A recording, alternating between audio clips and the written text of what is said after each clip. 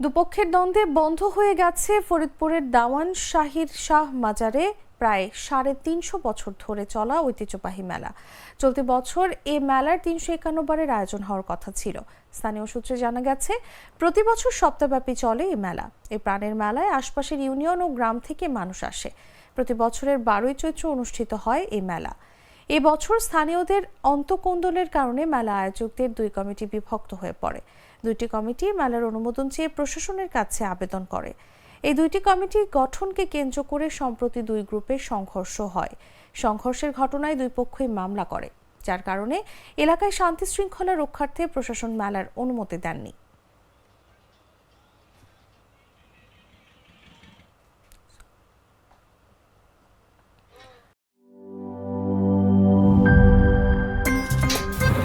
আমার একটা স্মার্ট সিদ্ধান্তে 25% গ্যাসের খরচ কমেছে। ভাবছেন কিভাবে?